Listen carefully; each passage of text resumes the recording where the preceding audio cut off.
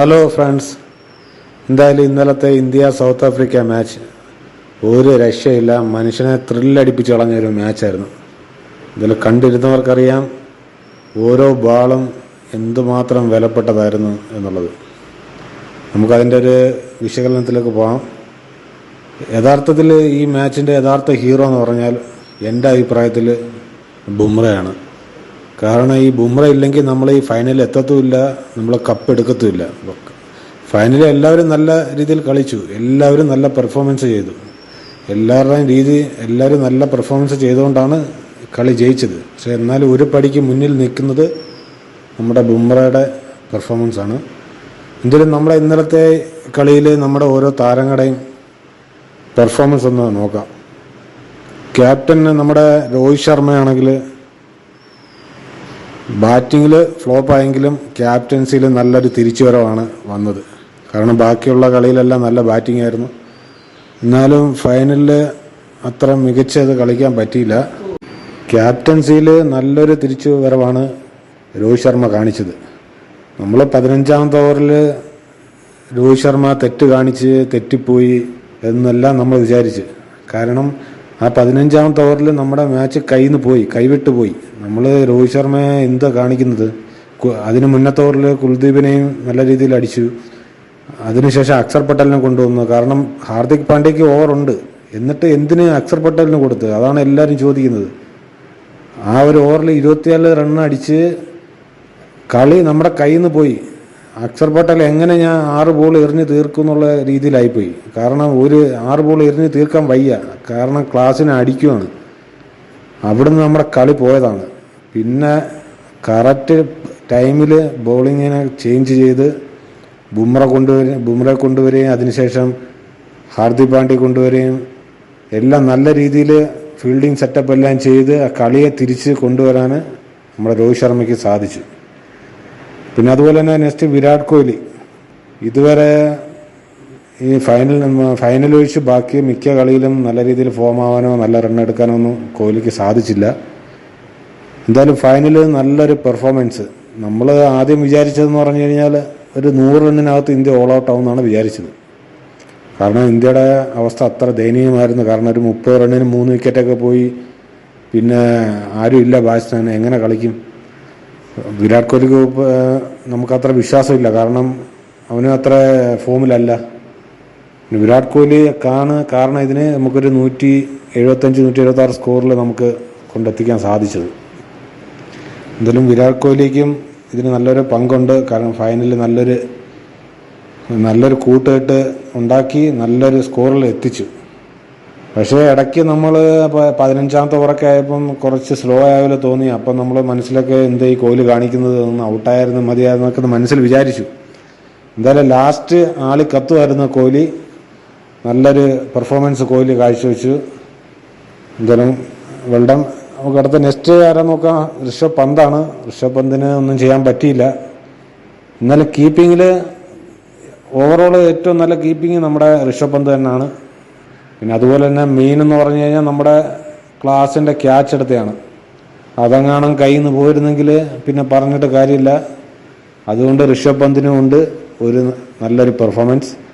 അപ്പോൾ അടുത്തതെന്ന് പറഞ്ഞാൽ സൂര്യകുമാർ യാദവ്. ബാറ്റിങ്ങിൽ ഫ്ലോപ്പായി പോയി. പക്ഷേ ഇന്നലത്തെ മാച്ചിലൊരു ഹീറോ ആയിരുന്നു സൂര്യകുമാർ യാദവ്. ആ ക്യാച്ച് എങ്ങാനും വിട്ടിരുന്നെങ്കിൽ, അല്ലെങ്കിൽ ആ 6 പോയിരുന്നെങ്കിൽ പിന്നെ നമുക്ക് ചിന്തിക്കാൻ പോലും പറ്റത്തില്ല. കാരണം കളി അവിടുന്ന് പോയാനെ. കാര്യം 6 ബോളിൽ 16 വേണ്ട സ്ഥാനത്ത് ആ 6 പോയെങ്കിൽ പിന്നെ 5 കൂടി 10 മതി. മില്ലറാണ് നിൽക്കുന്നത്. ഈസി ആയിട്ട് ജയിച്ചാനെ. കാര്യം എങ്ങനെ ക്യാച്ച് എടുത്തെന്ന് ഇപ്പം നമുക്ക് പോലും ചിന്തിക്കാൻ പറ്റത്തില്ല. ഞാൻ അതൊക്കെ 6 ആണെന്നാണ് നമ്മൾ വിചാരിച്ചത്. അങ്ങനെ ഒരു ക്യാച്ച് എന്ന് പറഞ്ഞാൽ ഇത് ഫൈനലിലൊക്കെ ഇങ്ങനെ ഒരു ക്യാച്ച് എടുക്കുക, അതും ഇത്ര ക്രിട്ടിക്കൽ ടൈമിൽ, അതെങ്ങനെ സാധിച്ചെന്ന് പോലും ഇനി സൂര്യകുമാറിന് പോലും ചിലപ്പോൾ അറിയത്തില്ലായിരിക്കും ഇത് എങ്ങനെ എടുത്തെന്ന്. കാരണം ആ രീതിയിലൊരു ക്യാച്ചായിരുന്നു. ആ ക്യാച്ചിനെ പ്രശംസിക്കാനായിട്ട് ഇനിയൊന്നുമില്ല. എന്തായാലും മാച്ചിൻ്റെ തന്നെ ഒരു തകിടം മറിച്ചൊരു ക്യാച്ച്. ദക്ഷിണാഫ്രിക്കയുടെ മുഖങ്ങളെല്ലാം തച്ചുടച്ച ഒരു ക്യാച്ചായിരുന്നത്. സൂര്യകുമാർ യാദവ് ആ ഒറ്റ ക്യാച്ച്, ഇന്നലത്തെ ഫൈനലിൽ ആ ഒറ്റ ക്യാച്ച് മതി സൂര്യകുമാറിൻ്റെ ആ ഒരു പെർഫോമൻസ്, ആ ഒരു ഒറ്റ ക്യാച്ച് മാത്രം മതി, വേറെ ഒന്നും വേണ്ട. ബാറ്റിങ്ങിൽ ഡെക്കായാലും കുഴപ്പമില്ലായിരുന്നു, പക്ഷേ ആ ഒരു ക്യാച്ചിൽ അവൻ ഫുള്ള് എല്ലാവരുടെ മനസ്സിൽ പിടിച്ചു പറ്റി. അടുത്തതെന്ന് പറഞ്ഞാൽ അക്സർ പട്ടേൽ ഇനിയുള്ള നമ്മുടെ 2020 നമ്മുടെ ഇന്ത്യൻ ടീമിൽ ഒഴിവാക്കാൻ പറ്റാത്തൊരു താരം തന്നെയാണ് ഇപ്പോൾ അക്സർ പട്ടേൽ. എന്ത് പെർഫോമൻസ്!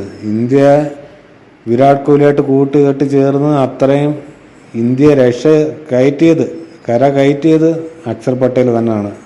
അത്രയും ടൈറ്റായിട്ട് നിൽക്കുമ്പം തന്നെ സിക്സ് അടിക്കുക, വിരാട് കോഹ്ലി നോക്കിയിരിക്കുമ്പോൾ തന്നെ നല്ലൊരു ബാറ്റിംഗ് ആവറേജിലാണ് കളിച്ചത്, നല്ല സ്ട്രൈക്ക് റേറ്റിൽ. ആ റണ്ണൗട്ട് ആയില്ലെങ്കിൽ 150-200 മേളിൽ സ്കോർ പോയിനെ, കാരണം അത്രയ്ക്ക് നല്ല ഫോമിൽ വന്നതാണ് അക്സർ പട്ടേൽ. നല്ലൊരു ബാറ്റിംഗ് പെർഫോമൻസ്, നമ്മൾ ആരും ചിന്തിക്കാത്ത രീതിയിലാണ് അക്സർ ഇന്നലെ കളിച്ചത്.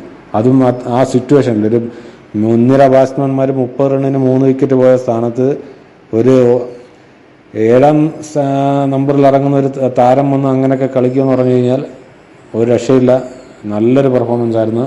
പക്ഷെ ബൗളിങ്ങിൽ 15ാമത്തെ ഓവറിൽ എല്ലാവരും ആ പെർഫോമൻസ് മറന്നുപോയി. കാരണം അത്രയ്ക്ക് അക്സർ പട്ടേലിനെ തെറി വിളിച്ച് കാണും. കാരണം അത്രയ്ക്ക് എല്ലാവരും ആ ഒരു ഓവർ കാരണം വെറുത്തുപോയി. കാരണം നമ്മുടെ മോഹങ്ങളെല്ലാം ഇല്ലാതായിപ്പോയി ആ ഒരു ഓവറിൽ. എല്ലാവരും ഇന്ത്യയിലുള്ള ഇന്ത്യ ക്രിക്കറ്റ് പ്രേമിയും ആ സമയത്തൊന്ന് വിഷമിച്ചു പോയി, എന്തിന് അക്സർ പട്ടേലിന് ഓവർ കൊടുത്തു.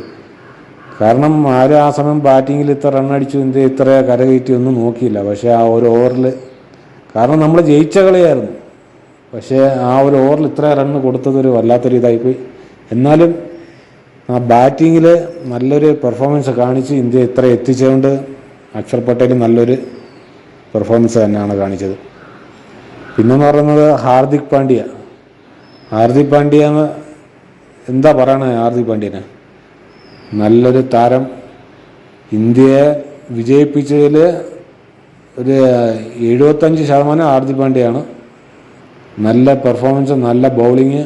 ആദ്യത്തെ ഒരു ഓവറിൽ 10 റണ്ണ് കൊടുത്ത് നമ്മൾ വിചാരിച്ചില്ല ഇത്രയും തിരിച്ചു വരുമെന്ന്. ആ രണ്ടാമത്തെ ഓവറിൽ അദ്ദേഹത്തിൻ്റെ ക്ലാസിൻ്റെ വിക്കറ്റ് എടുത്തതാണ് കളി തിരിച്ചത്. ആ ക്ലാസിൻ്റെ വിക്കറ്റ് എടുത്തില്ലായിരുന്നെങ്കിൽ നമുക്ക് ചിന്തിക്കേണ്ട, ഇന്ത്യ ഔട്ടായാനെ. നല്ലൊരു പെർഫോമൻസ്, എന്താ സ്പിരിറ്റ് എന്നറിയാം നമ്മുടെ ഹാർദിക് പാണ്ഡ്യയൊക്കെ കാണുമ്പോൾ തന്നെ എപ്പോഴും ഒരു സ്പോർട്സ്മാൻ സ്പിരിറ്റാണ്. എന്തായാലും ഹാർദിക് പാണ്ഡ്യയ്ക്ക് നല്ലൊരു കൈയടിയുണ്ട്, നല്ല പെർഫോമൻസ്. പിന്നെ ജഡേജ ഒരു ഓവറോള് ഈ സീരീസിൽ ഇച്ചിരി ഇതായിരുന്നു, താഴോട്ടാണ്, എന്ത് പറ്റിയെന്ന് അറിയത്തില്ല. എന്തായാലും കുഴപ്പമില്ലായിരുന്നു, ടീമിനോട് കോർഡിനേഷനായിട്ട് ചെയ്തു. പക്ഷെ ഓവറിലും ബൗളിങ്ങിലും ബാറ്റിങ്ങിലും കുറച്ച് ഇതായി, കുഴപ്പമില്ല. ഇത് നമ്മളെ ജഡേജ അങ്ങനെ പെട്ടെന്ന് മറക്കാനൊന്നും പറ്റത്തില്ല, ഒരു മാച്ചിലൊന്നും മറക്കാൻ പറ്റത്തില്ല. കാരണം അത്രയ്ക്ക് പെർഫോമൻസും ഇന്ത്യയെ നല്ല രീതിയിലൊക്കെ എത്തിച്ച ഒരാളാണ്. ഇപ്പോൾ ജഡേജയ്ക്ക് പറ്റിയൊന്നും ഞാൻ പറയുന്നില്ല, കാരണം നല്ലൊരു പെർഫോമൻസ് കഴിഞ്ഞ കളിയിലൊക്കെ കാണിച്ചു. ഓക്കെ, അടുത്തതെന്ന് പറഞ്ഞു കഴിഞ്ഞാൽ നമ്മുടെ ബുംറ ഇല്ലെങ്കിൽ നമ്മൾ വേൾഡ് കപ്പും ആലോചിക്കേണ്ട, ഫൈനലും ആലോചിക്കേണ്ട. എന്താ പെർഫോമൻസ്!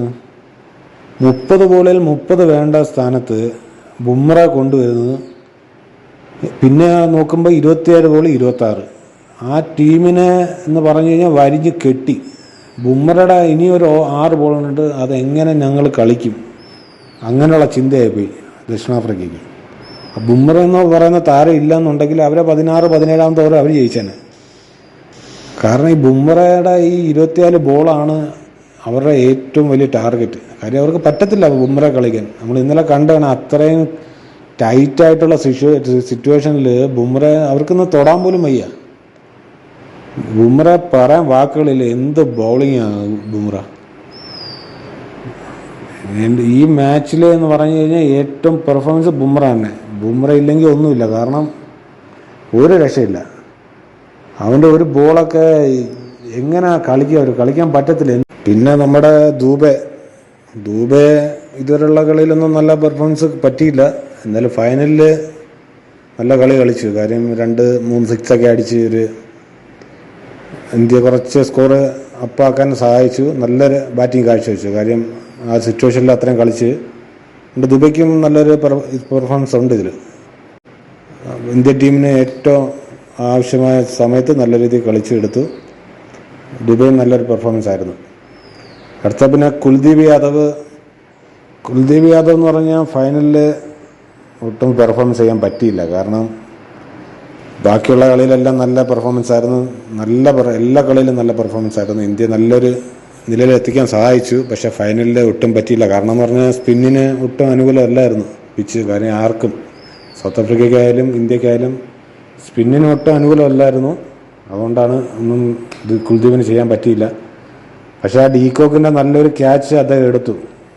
അതൊരു മെയിൻ ടേണാണ്. കാര്യം ആ ഒരു ക്യാച്ച് ആണ് വിട്ടിരുന്നെങ്കിൽ അവിടെയും നമ്മുടെ കളി പോകാൻ. അത് ഡീകോക്ക് നല്ല രീതിയിൽ ഫോമിൽ വന്നതാണ്. കാര്യം ആ സമയത്താണ് കുൽദീപ് ആ ക്യാച്ച് എടുത്തത്. ആ ഒരു പെർഫോമൻസും നമ്മുടെ ഒരു വിജയത്തിലൊരു ഭാഗമായി. അടുത്തതെന്ന് പറഞ്ഞാൽ നമ്മുടെ അർഷദീപ് ആണ്. ഫൈനലിൽ നല്ലൊരു പെർഫോമൻസാണ് അർഷദീപ് കാണിച്ചത്. കാരണം ഒരു പുതിയ കളിക്കാരൻ ഇത്രയും നല്ലൊരു പെർഫോമൻസ്, അതും ഫൈനലിൽ നല്ലൊരു പെർഫോമൻസ് കാണിച്ച് ആ 19ാമത്തെ ഓവറിൽ നല്ല പിടിച്ച് നിർത്തി. ലാസ്റ്റ് 6 ബോളിൽ 16 റൺ എന്നുള്ള വിജയലക്ഷ്യം കൊണ്ടുവരാൻ തന്നെ സാധിച്ചത് ഈ അർഷദീപാണ്. കാരണം നല്ലൊരു പെർഫോമൻസ്, ഒരിക്കലും മറക്കാൻ പറ്റാത്ത പെർഫോമൻസാണ്. അർഷദീപിനെ തന്നെ ഒന്ന് ഓർത്തിരിക്കാം. പിന്നെ ഇതിനെല്ലാം ഉപരി ഒരു ഹീറോ കൂടെ ഉണ്ട്. അത് ആരാണെന്നറിയാമല്ലോ, നമ്മുടെ കോച്ച് രാഹുൽ ദ്രാവിഡാണ്. അദ്ദേഹത്തിന് ഒരു കപ്പ് നേടിക്കൊടുക്കാൻ നമ്മുടെ ഈ ടീമിന് സാധിച്ചു. കാര്യം രാഹുൽ ദ്രാവിഡിന് അങ്ങനെ കപ്പുകളൊന്നും ഇല്ല. അങ്ങനെ ഈ ഒരു കപ്പ് നേടിക്കൊടുത്ത് അദ്ദേഹം ഈ കോച്ച് സ്ഥാനത്ത് തന്നെ ഇപ്പം ഇറങ്ങാൻ പോവുകയാണ്. അപ്പോൾ ഈ വീഡിയോ ഇഷ്ടപ്പെട്ടെങ്കിൽ എല്ലാവരും ലൈക്ക്, ഷെയർ, സബ്സ്ക്രൈബ് ചെയ്യുക. അപ്പോൾ ഓക്കെ, ബൈ, താങ്ക് യു.